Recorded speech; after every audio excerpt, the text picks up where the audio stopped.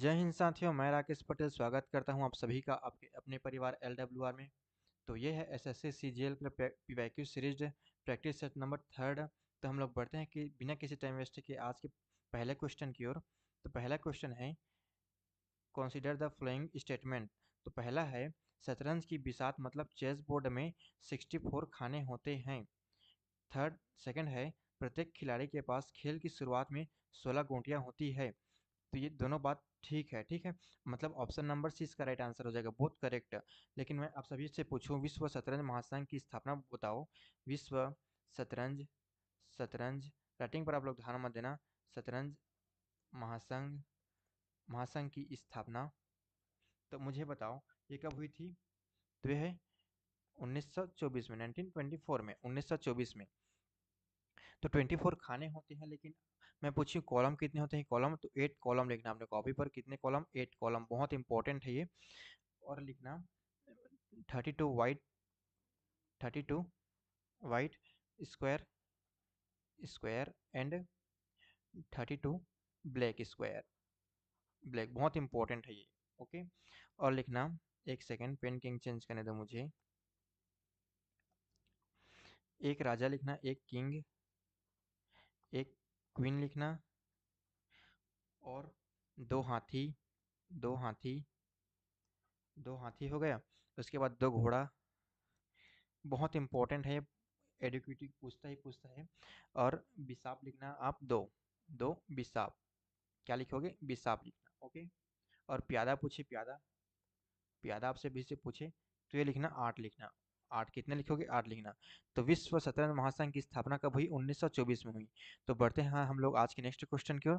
तो question number second है, read करना। क्वेश्चन नंबर दूसरा है, निम्नलिखित कथनों में से कौन सा कथन गलत है? पूछा गया है, गलत है। ध्यान से पढ़ना क्योंकि गलत यहीं पर होता है। हम लोग जल्दबाजी में गलत को नहीं पढ़ते और बनता हुआ क्वेश्चन भी हमसे गलत हो जाते तब, लेकिन हम अपने सिलेक्शन से हाथ धो बैठते हैं। इसलिए ध्यानपूर्वक पढ़ना, ठीक है ना। तो पहला है ऊंट केवल केवल दिखे तो काट देना, सीधा पढ़ना ही मत।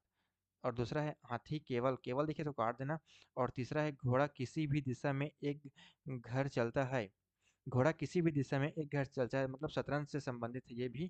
तो इसका राइट आंसर हो जाएगा ऑप्शन नंबर सी, केवल थर्ड सही है, केवल थर्ड सही है। मैंने बोला अगर केवल दिखे तो ये नेगेटिव वर्ड है, काट देना है, क्योंकि एडुकेटिव बहुत पूछती है केवल वर्ड से स्टेटमेंट वाइज में। तो ये बहुत काम की ट्रिक है आप सभी के लिए। तो हम लोग बढ़ते हैं नेक्स्ट क्वेश्चन की ओर। तो क्वेश्चन नंबर थर्ड है consider the following statement. Tamil Nadu में 39 लोकसभा सीटें हैं। मैंने मतलब हर राज्य से प्रैक्टिस सेट में हम लोग क्वेश्चन लेंगे, राज्यसभा लोकसभा से। फिर उसके बाद ना हम जितना भी बेसिक डिटेल्स है ना, जैसे कि तमिलनाडु को सीएम क्या है, राज्यपाल कौन है, और क्या बोलना चाहिए, लोकसभा, राज्यसभा, विधानसभा, सबको एक वीडियो में हम लोग मतलब प्रैक्टिस सेट के माध्यम से धीरे धीरे कवर कर देंगे, ठीक है। तो पहला ध्यान से पढ़ेंगे, तमिलनाडु में 39 लोकसभा सीटें हैं कि नहीं है बताओ। और सेकंड है तमिलनाडु लोकसभा सीटों की संख्या के आधार पर भारत के शीर्ष 5 राज्य, कितने राज्य शीर्ष 5 राज्यों में शामिल है?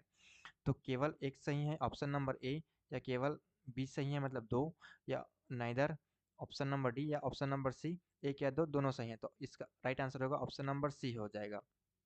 मुझे बता तमिलनाडु में लोकसभा सीटें कितनी हैं। तो ये 39 जो कि यहाँ पर मेंशन है। और उसके बाद बताना राज्यसभा सीट, बताना राज्यसभा सीट, राज्यसभा सीट। तो राज्यसभा सीट कितनी है मुझे बताओ। तो यह है 18 है, कितनी? 18। अच्छा, एक याद रखना, असेंबली, असेंबली सीट बताओ, विधानसभा असेंबली सीट। तो यह है 234, ट्रिक है 234, ये इतनी है। यहाँ के सीएम बताओ मुझे। यहाँ के सीएम सीजे सीजे सीजे विजय, जो कि अभी अभी बने हैं। करंट अफेयर के बहुत इंपॉर्टेंट क्वेश्चन बनेगा आप सभी के लिए। और गवर्नर बताओ मुझे, गवर्नर, राइटिंग पर आप लोग ध्यान मत देना। गवर्नर बताओ, राजेंद्र, राजेंद्र, राजेंद्र और विश्वनाथ, विश्वनाथ। राइटिंग पर आप लोग बस ध्यान मत देना, जो बोल रहा हूँ उस पर ध्यान देना। गवर्नर है राजेंद्र विश्वनाथ जी हैं। तो हम लोग बढ़ते हैं आज नेक्स्ट क्वेश्चन की ओर। इसका राइट आंसर हो जाएगा ऑप्शन नंबर सी। तो यहाँ पर देखो रैंक है शीर्ष 5 राज्यों में कौन-कौन से हैं देख सकते हो आप लोग, यहाँ पर रैंक है स्टेट, राज्य और लोकसभा सीटें। तो उत्तर प्रदेश में कितनी लोकसभा सीटें हैं? 80 है, रिकॉल करो एक बार। महाराष्ट्र में 48 है, वेस्ट बंगाल में 42 है, बिहार में 40 है और तमिलनाडु में 39 है। तो आ गया ना ये शीर्ष 5 में रैंक पर, देख लो यहाँ पर 5वां में तमिलनाडु है 39 लोकसभा सीटों के साथ। और इसमें विधानसभा सीटें कितनी हैं तमिलनाडु में? तो ये है 234, याद रखना 234, ईजी है ये। और पूछता है कोई भी एग्जाम उठा लो आप लोग। तो हम लोग बढ़ते हैं आज नेक्स्ट क्वेश्चन की ओर। तो क्वेश्चन नंबर 4 है, सब के सब आज के क्वेश्चन जो कि हार्ड लेवल वाले हैं, सब के सब एडुकेटिव पैटर्न पर बेस्ड ऑन है। तो जैसे जैसे हम लोग बढ़ेंगे, प्रैक्टिस सेट लेवल बढ़ेगा, क्वेश्चन का लेवल भी तो बढ़ेगा ना। इतना इजी तो नहीं रख दूंगा मैं क्वेश्चन को। तो कंसिडर द फ्लोइंग स्टेटमेंट, पढ़ो। चौथा क्वेश्चन है, पहला पॉइंट है, याओ सांग मणिपुर का सबसे लोकप्रिय त्योहार माना जाता है। हमने पीछे पढ़ा है, ये बात ठीक है। दूसरा, यह फाल्गुन पूर्णिमा से प्रारंभ होता है, ये भी बात ठीक है क्योंकि हम लोग पीछे पढ़ चुके हैं इसे, मतलब पिछले प्रैक्टिस सेट में पढ़ चुके हैं, नायक सीरीज में हो या एसएससी सीजीएल के प्रीवैकी सीरीज में हो, पढ़े हैं हम लोग। और तीसरा है, यह त्योहार केवल दिखे तो काट देना, केवल बस मत पढ़ना आप लोग उसके आगे। और फोर्थ है, थावल चोंगबा, थावल चोंगबा नृत्य इससे संबंधित है, तो ये बात भी ठीक है। और केवल के वर्ड पढ़ते हैं हम लोग, यह त्योहार केवल एक दिन मनाया जाता है। देखो केवल यहाँ पर है तो इस काट दो, मैंने बोला ना केवल एक दिन नहीं मनाया जाता।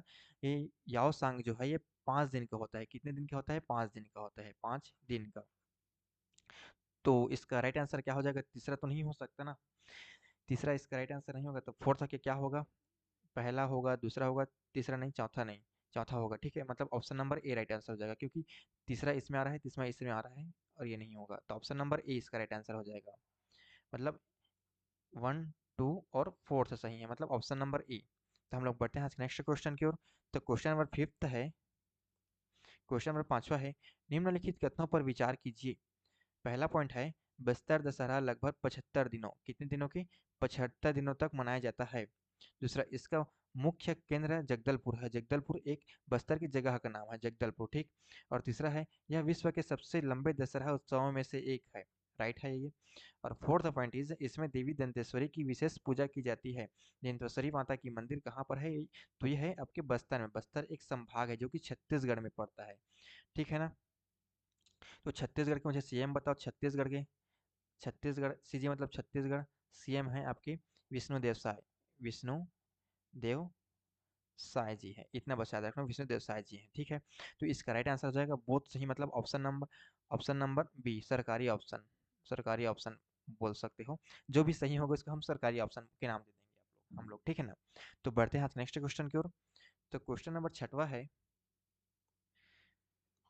निम्नलिखित कथनों पर विचार कीजिए। चलिए भाई विचार करते हैं, विचार करने में क्या जाता है ना। तो भारत का संविधान संसदीय शासन प्रणाली, पार्लियामेंट्री सिस्टम को अपनाता है। ओके। भारत में राष्ट्रपति राज्य का संवैधानिक प्रमुख, कॉन्स्टिट्यूशनल हेड होता है। थर्ड है, वास्तविक कार्यपालिका की शक्ति प्रधानमंत्री एवं मंत्रिपरिषद में निहित होती है। और फोर्थ पॉइंट इज, राष्ट्रपति लोकसभा के प्रति सामूहिक रूप से उत्तरदायी होते हैं। तो हमने कहाँ पढ़ा है, लोकसभा के प्रति उत्तरदायी होते हैं ये कभी? तो ये नहीं होते हैं। राष्ट्रपति लोकसभा के प्रति उत्तरदायी नहीं होते हैं, बल्कि मंत्रिपरिषद लोकसभा के प्रति सामूहिक रूप से उत्तरदायी होते हैं। एक बार याद करना, मैं बोल रहा हूँ ध्यान से विस्तार पूर्वक। राष्ट्रपति लोकसभा के प्रति उत्तरदायी नहीं होते हैं, बल्कि मंत्रिपरिषद लोकसभा के प्रति सामूहिक रूप से उत्तरदायी होते हैं। तो इसका चौथा आंसर तो गया ना, चौथा नहीं हो सकता इसका आंसर। तो फोर्थ कहाँ आ रहा है? बी में आ रहा है, फोर्थ काट दो। और सी में आ रहा है, फोर्थ काट दो, मतलब ऑप्शन नंबर ए इसका अगेन राइट आंसर हो जाएगा। तो हम लोग बढ़ते हैं नेक्स्ट क्वेश्चन की ओर। तो क्वेश्चन नंबर 7 है, कंसीडर द फॉलोइंग स्टेटमेंट। मौलिक अधिकार फंडामेंटल राइट्स संविधान के भाग 3 में है, पढ़े हैं हम लोग, ये बात 100% राइट है। ओके। दूसरा है, मौलिक अधिकारों को संविधान की आत्मा कहा जाता है। ओके। थर्ड पॉइंट इज, अनुच्छेद 32 को बी आर अम्बेडकर ने संविधान का हृदय और आत्मा कहा है। ठीक है, ये भी हम लोग पढ़ चुके हैं। और फोर्थ है, संसद साधारण बहुमत से किसी भी मौलिक अधिकार को समाप्त कर सकती है। तो कर सकती है कि नहीं कर सकती है? तो नहीं कर सकती है, नहीं कर सकती है। इसका रीज़न मैंने पढ़ा चुका है, पढ़ा दिया है मैंने। बाकी हम लोग इसको और रिकॉल करके टाइम वेस्ट नहीं करेंगे, हम लोग आगे बढ़ेंगे। तो इसका राइट आंसर हो जाएगा ऑप्शन नंबर ए हो जाएगा, क्योंकि चौथा नहीं हो सकता हमारा आंसर। तो ऑप्शन नंबर डी तो गया, ऑप्शन नंबर बी गया, क्योंकि इसमें चौथा आ रहा है, मतलब ऑप्शन नंबर ए इसका राइट आंसर हो जाएगा। क्योंकि संसद साधारण बहुमत से किसी भी मौलिक अधिकार को समाप्त कैसे कर सकती होगी, है ना। तो हम लोग बढ़ते हैं नेक्स्ट क्वेश्चन की ओर। तो क्वेश्चन नंबर 8 है, consider the following statement. First point is, Rajya Sabha एक स्थायी सदन है। डन है, डन है ना, डन है कि नहीं डन है बताओ। Third second point is, Rajya Sabha कभी भी भंग नहीं हो सकता। Okay. Third point is, Rajya Sabha के एक तिहाई सदस्य प्रत्येक 2 वर्ष बाद सेवानिवृत्त होते हैं। फोर्थ है, राज्यसभा का कार्यकाल 5 वर्ष का होता है। कहाँ पर है हम लोग, राज्यसभा का कार्यकाल 5 वर्ष का होता है, तो ये नहीं होता है। एसएससी में पूछा गया सवाल है कि राज्यसभा का कार्यकाल 5 वर्ष का होता है या एक तिहाई होता है। तो ये होता है आपके 1/3, मतलब ऑप्शन नंबर थर्ड में मेंशन है। इसका राइट आंसर हो जाएगा option number A. Option number A हो जाएगा। राज्यसभा का कार्यकाल 5 वर्ष का नहीं होता, ये स्थायी सदन होते हैं। मतलब राज्यसभा कोई निश्चित कार्यकाल नहीं होती, यह स्थायी सदन है। इसके एक 1/3 सदस्य प्रत्येक 2 वर्ष में रिटायर या सेवानिवृत्त हो जाते हैं। यहाँ पर जो कि मेंशन भी है, साफ साफ लिखा गया है ना। तो इसका राइट आंसर हो जाएगा इस वजह से ऑप्शन नंबर ए। तो हम लोग बढ़ते हैं नेक्स्ट क्वेश्चन की ओर। तो क्वेश्चन नंबर 9 है, निम्नलिखित कथनों पर विचार कीजिए। First point is, discovery of India के लेखक जवाहरलाल नेहरू हैं। सेकंड है, ग्लिम्पसेस ऑफ वर्ल्ड हिस्ट्री की भी जवाहरलाल नेहरू द्वारा लिखी गई है। Third point is, India wise freedom के लेखक राजेंद्र प्रसाद हैं। डाउट है हमको इसमें। फोर्थ है, the story of my experiment with truth Mahatma Gandhi की आत्मकथा है। तो ये नहीं है। इंडिया वाइज फ्रीडम किसके द्वारा लिखी गई है, तो मुझे बताओ इसके लेखक कौन है। मौलाना अब्दुल कलाम आजाद है। मौलाना लिखना अपने कॉपी पर, मौलाना अबुल कलाम, अबुल कलाम। ओके। इसके बारे में क्या जानते हो बताओ मुझे, मौलाना अबुल कलाम जी के बारे में। तो ये है first education ministry, first education ministry. Writing पर आप लोग ध्यान मत देना। और इसी के जन्म दिवस पर 11 नवंबर को, 11 नवंबर को, 11 नवंबर को याद रखना, नेशनल एजुकेशन डे मनाया जाता है। क्या मनाया जाता है, नेशनल एजुकेशन डे मनाया जाता है। ठीक। और 1992 में मौलाना कलाम को, एक सेकेंड,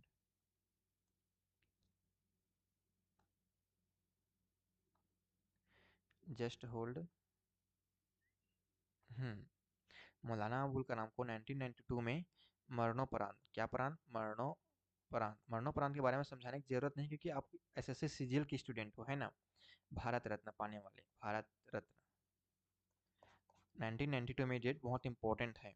और ये इंडिया वाइज फ्रीडम किसकी पुस्तक है, ये मौलाना अबुल कलाम की पुस्तक है। तो इसका राइट आंसर हो जाएगा ऑप्शन नंबर बताओ कौन सा हो जाएगा, ऑप्शन नंबर बी हो जाएगा। ऑप्शन नंबर बी, नाइन्थ का ऑप्शन नंबर बी। तो हम लोग बढ़ते हैं नेक्स्ट क्वेश्चन की ओर। तो क्वेश्चन नंबर अगला है नेक्स्ट, मतलब क्वेश्चन नंबर 10वां है, उपरोक्त में से कौन सा युग्म सही सम्मिलित है। तो बुक है इधर, और इधर ऑथर है। तो गीतांजलि के लेखक रविंद्रनाथ टैगोर हैं। गोदान के लेखक मुंशी प्रेमचंद जी हैं। और द गाइड के लेखक आर के नारायण हैं। और आनंद मठ के लेखक शरत चंद्र चट्टोपाध्याय हैं। तो आनंद मठ के लेखक शायद शरत चंद्र चट्टोपाध्याय नहीं है, ये है बंकिमचंद्र, याद रखना, बंकिम चंद्र चंद्र चट्टोपाध्याय, चट्टोपाध्याय, इतना बस याद रखना। तो ये नहीं हो सकते, शरत चंद्र चट्टोपाध्याय की जगह याद रखना बंकिम चंद्र चट्टोपाध्याय। जिसका राइट आंसर हो जाएगा option number A. Option number A इसका राइट आंसर हो जाएगा, ऑप्शन नंबर ए। तो हम लोग बढ़ते हैं नेक्स्ट क्वेश्चन की ओर। तो क्वेश्चन नंबर 11 है, question number 11, consider the following statements. पहला है, फुटबॉल मैच में प्रत्येक टीम के मैच में मैदान में 11 खिलाड़ी होते हैं। और दूसरा है, गोली गोलकीपर अपने पेनल्टी क्षेत्र के में हाथ का प्रयोग कर सकता है।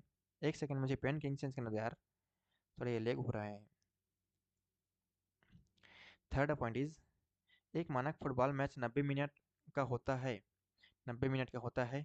और फोर्थ है प्रत्येक टीम में 12 खिलाड़ी होते हैं, 12 प्लेयर्स, तो 12 नहीं 11 होते हैं, तो इसका आंसर नंबर फोर्थ तो गलत हो जाएगा, इसका आंसर क्या हो जाएगा, option number C right answer हो जाएगा, ऑप्शन नंबर सी।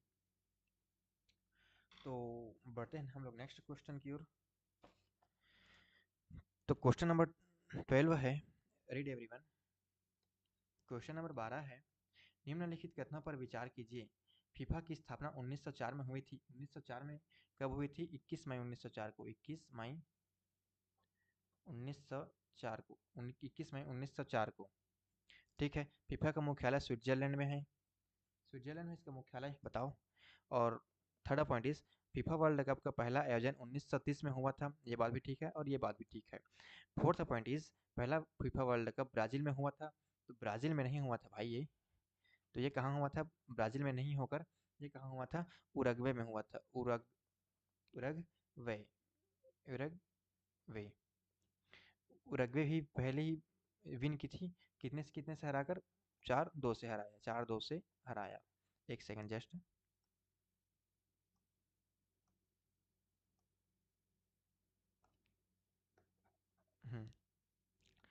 4-2 से हराया।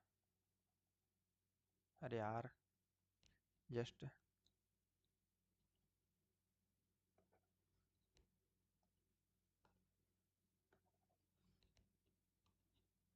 हम्म हराया।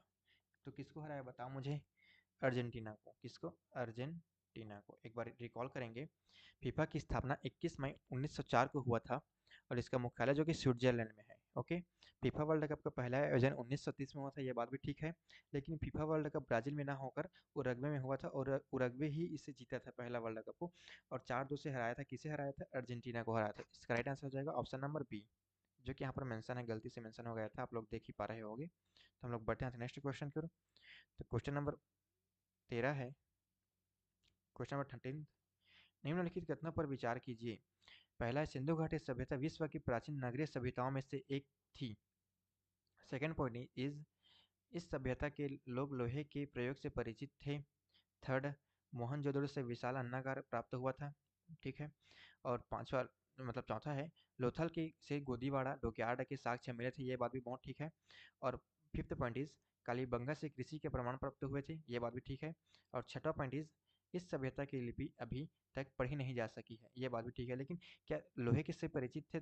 सेकंड पॉइंट को देखो, लोहे से परिचित ना होकर यहाँ के लोग किससे परिचित थे? तो ये है, एक कंस्य युगीन सभ्यता थी। कंस्य युगीन सभ्यता। यहाँ के लोग यहाँ के लोग परिचित थे। लिखना, यहाँ के लोग परिचित थे कॉपर से। कॉपर मतलब तांबा, कॉपर। और एक याद रखना, ब्रॉन्ज, ब्रॉन्ज। और एक याद रखना, गोल्ड। और एक याद रखना, सिल्वर। इन सभी से परिचित थे, लेकिन लोहा से परिचित नहीं थे इन लोग। तो इसका दूसरा आंसर गलत हो जाएगा। दूसरा कहाँ कहाँ पर है देखो, दूसरा ये हर गलत, मतलब सी और डी तो नहीं हो सकता आंसर। इसका राइट आंसर हो जाएगा आपका option number B. Option number 20 का राइट आंसर हो जाएगा। B will be the right answer. Now the next one, 14th है। क्वेश्चन नंबर 14th है, बौद्ध धर्म के संबंध में निम्नलिखित कथनों पर विचार कीजिए। गौतम बुद्ध का जन्म लंबुनी में हुआ था। लंबुनी में हुआ था जी, बताओ कहाँ हुआ था? लंबुनी में कब हुआ था? 563 बी, क्या? BCE, BCE 563 मतलब 563 BCE में हुआ था। ओके। बचपन का नाम बताओ मुझे, बचपन का नाम। बचपन का नाम तो याद याद रखना, सिद्धार्थ। सिद्धार्थ। इतना हो गया ना? तो ये बात भी ठीक है। दूसरा है, बौद्ध को ज्ञान प्राप्ति बोधगया से में प्राप्त हुई थी। ये बात भी ठीक है। तीसरा है, प्रथम बौद्ध संगीति राजगृह में आयोजित हुई थी। कहाँ? राजगृह में। तो ये बात भी बहुत ठीक है। फोर्थ पॉइंट इज, चतुर्थ बौद्ध संगीति कनिष्क के संरक्षण में हुई थी। Okay. Fifth point is, Buddha ने अपना प्रथम उपदेश सारनाथ में दिया था। बताओ, सारनाथ में दिया था। और fifth six point is, Buddha ने पाटलिपुत्र में महापरिनिर्वाण प्राप्त किया था। तो महापरिनिर्वाण बुद्ध में पाटलिपुत्र में प्राप्त नहीं किया था भाई, ये कहाँ किया था? ये है कुशीनगर में। कहाँ? कुशीनगर, कुशीनगर, कुशीनगर में। ठीक है। तो हम लोग बढ़ते हैं आज नेक्स्ट क्वेश्चन। तो इसका राइट आंसर हो जाएगा option number A. Option number A इसका राइट आंसर हो जाएगा। Option number A. तो हम लोग बढ़ते हैं नेक्स्ट क्वेश्चन की ओर। तो क्वेश्चन नंबर 15 है, क्वेश्चन नंबर 15 है, मौर्य साम्राज्य के संबंध में निम्नलिखित कथनों पर विचार कीजिए। मौर्य साम्राज्य की स्थापना चंद्रगुप्त मौर्य ने की थी। ओके।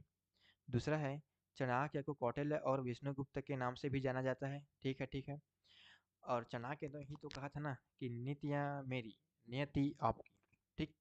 और थर्ड है, मेगास्थनीज चंद्रगुप्त के दरबार में आया था। ओके, बहुत सही है, आईएमपी है, 100% है। और स्टार मार्क करते हुए अपने कॉपी पर चलना।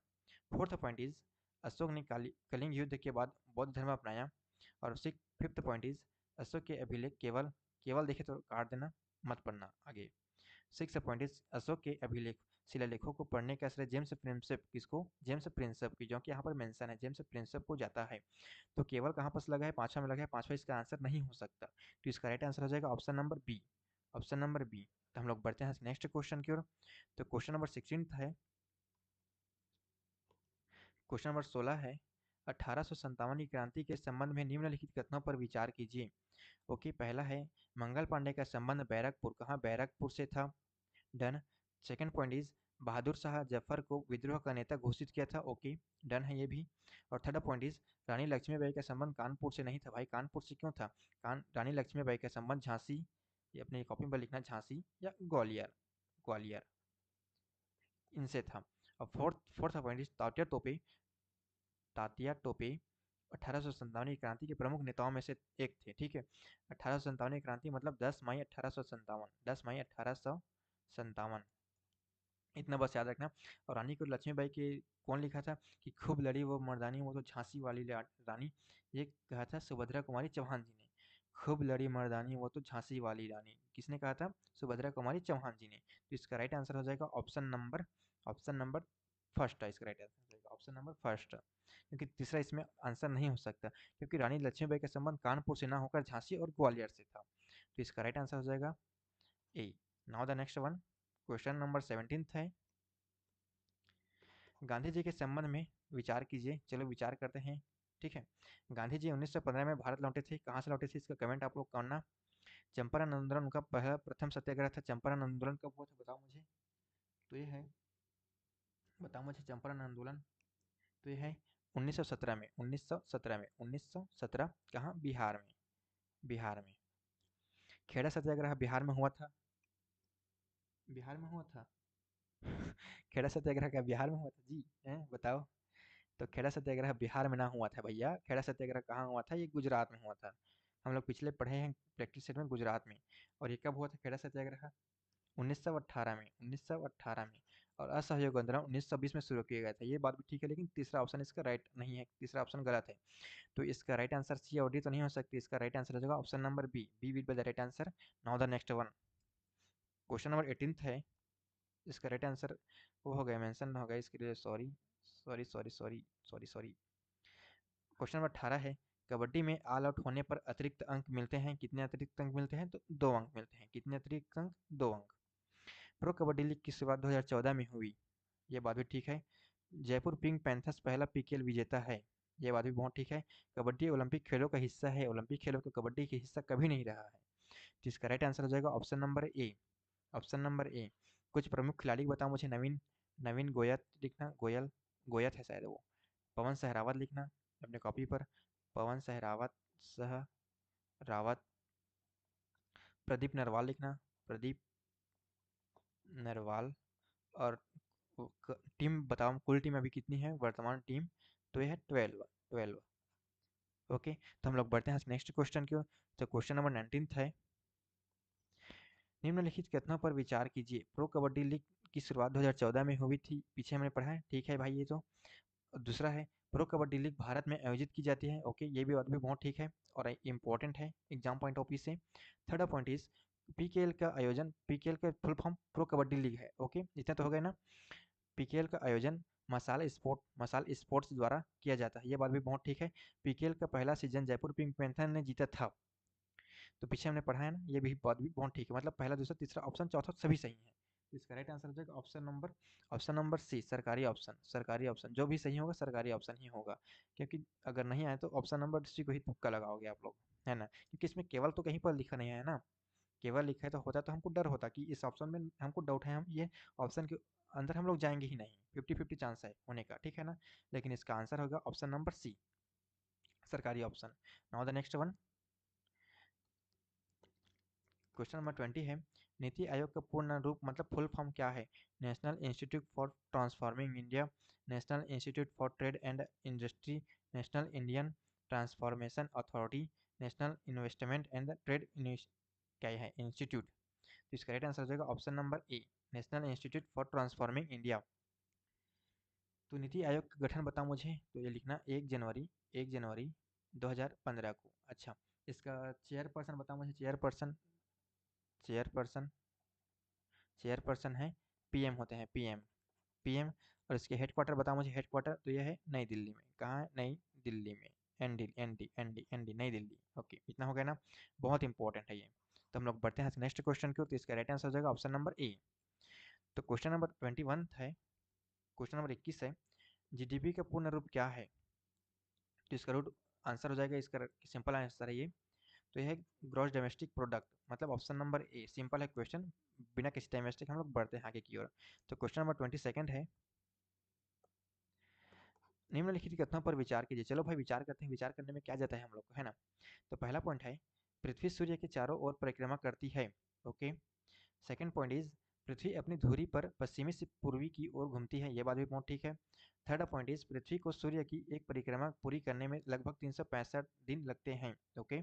फोर्थ पॉइंट इज, पृथ्वी का आकार पूर्णतः पूर्णतः ये बात भी बहुत गलत है, पूर्णतः नेगेटिव वर्ड है, क्योंकि ये पूरा पूरा साबित करना चाहते हैं ना, पूरा का पूरा गोलाकार तो नहीं है पृथ्वी। तो ये क्या है बताओ मुझे। तो इसका फोर्थ पॉइंट है लिखना, गोलाकार नहीं होकर लगभग गोलाकार है, लगभग गोलाकार, गुलाब है, लगभग गुलाब। इतना बस याद रखना आप लोग, ये नहीं होगा। चौथा नहीं होगा, चौथा गलत, चौथा गलत, मतलब ऑप्शन नंबर इसका राइट आंसर होगा, A will be the right answer. Now the next one, question number 23 है, निम्नलिखित में से कौन सा युग्म गलत है? क्या है गलत है? ध्यान से पढ़ना, क्वेश्चन को पूछा गया है गलत, क्योंकि गलत ही हमारा सही आंसर होगा, क्योंकि पूछा ही गलत है। गलत का भाई गलत होगा। तो नर्मदा अरब सागर में मतलब बहती है या गिरती है, नजर गिराती है ना। ये बात ठीक है, क्योंकि हमने पीछे प्रैक्टिस में पढ़े हैं इसका। गोदावरी है बंगाल की खाड़ी में। ओके। कृष्णा है बंगाल की खाड़ी, और यमुना बंगाल की खाड़ी में होना चाहिए, यहाँ पर अरब सागर में है। अरब सागर ना होकर बंगाल की खाड़ी में, बंगाल की खाड़ी। तो इसका राइट आंसर हो जाएगा ऑप्शन नंबर डी। मुझे बताओ यमुना की लंबाई बताओ, यमुना नदी की लंबाई तो ये है 1376 किलोमीटर, 1376 किलोमीटर। और कहाँ से निकलती है ये बताओ मुझे, कहाँ से। तो उत्तरकाशी, उत्तरकाशी मतलब कहाँ? उत्तराखंड। उत्तरकाशी के यमुनोत्री ग्लेशियर से, यमुनोत्री यमुनोत्री से। अच्छा, मुझे बताओ इसके सहायक नदी बताओ, सहायक बहुत इंपॉर्टेंट है, सहायक नदी, सहायक नदी बताओ। तो ये है चंबल, याद रखना चंबल, रनिंग पर आप लोग ध्यान मत देना, चंबल। एक लिखना सिंह, याद रखना सिंह। और एक याद रखना बेतवा, बेतवा। और एक याद रखना केन। क्या याद रखोगे आप लोग? केन। तो हम लोग बढ़ते हैं नेक्स्ट क्वेश्चन के, तो ऑप्शन नंबर इसका राइट आंसर हो जाएगा ऑप्शन नंबर डी। तो बढ़ते हैं 24th क्वेश्चन की ओर। तो क्वेश्चन नंबर 24 है, निम्नलिखित कथनों पर विचार कीजिए। काली मिट्टी कपास की खेती के लिए उपयुक्त है। ठीक है भाई, ये बात भी बहुत ठीक है। सेकंड पॉइंट इज, जलोढ़ मिट्टी भारत में सबसे अधिक पाई जाती है। बताओ बताओ बताओ। और ये बात भी बहुत ठीक है। और लाल मिट्टी मतलब लाल मिट्टी में लोहा तत्व की मात्रा अधिक होती है, पढ़े हैं हम लोग, बहुत अधिक होती है। और फोर्थ है, काली मिट्टी में रेगुड़ मिट्टी भी, काली मिट्टी को रेगुड़ मिट्टी भी कहते हैं। और काली मिट्टी का अंतर्राष्ट्रीय नाम मतलब क्या है बताना मुझे। तो इसका राइट आंसर हो जाएगा ऑप्शन नंबर सी, सरकारी ऑप्शन, इसका राइट आंसर हो जाएगा। और मतलब आईसीएआर ने मतलब मिट्टी को कितने भागों में बांटा है? मिट्टी को 8 पार्ट्स में, ओके, 8 भागों में। आईसीएआर के फुल फॉर्म बताओ मुझे। आईसीएआर का फुल फॉर्म, इंडियन लिखना अपने कॉपी पर, council Indian council of agriculture, agriculture agriculture research. क्या लिखना? Research, RESEARCH, research. अच्छा, इसकी स्थापना बताओ मुझे। तो ये है 16 जुलाई 1929 को। अच्छा, हेडक्वार्टर बताओ मुझे, हेडक्वार्टर।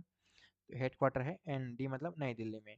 राइटिंग पर आप लोग ध्यान मत देना, ICAR का फुल फॉर्म बताना मुझे, ICAR का फुल फॉर्म लिखना Indian council of agriculture research, जिसकी स्थापना 16 जुलाई 1929 को हुआ था। हेड क्वार्टर है नई दिल्ली और ICAR ने ही भारत की मिट्टी को 8 भागों में पूरा बांटा है, मतलब डिवाइड कर दिया है, ठीक है ना। तो क्वेश्चन नंबर लास्ट है आज का, और जैसा कि आप सभी को पता है क्वेश्चन नंबर लास्ट है, हर प्रैक्टिस सेट में आपको होमवर्क देता हूँ, चाहे वो हिंदी हो, इंग्लिश हो, नायक सीरीज हो या जीके जीएस का हो। तो क्वेश्चन नंबर 25 है, फिर पढ़ते हैं हम लोग पहले। अरब सागर भारत के पश्चिम में स्थित है। सेकंड पॉइंट इज बंगाल की खाड़ी भारत के पूर्व में स्थित है। थर्ड पॉइंट इज भारत का दक्षिणी छोर इंदिरा पॉइंट है। और fourth point is Indira point Lakshadweep में स्थित है। इसका राइट आंसर आपको कमेंट करना है, बहुत कमेंट इसका इंतजार रहेगा आपका।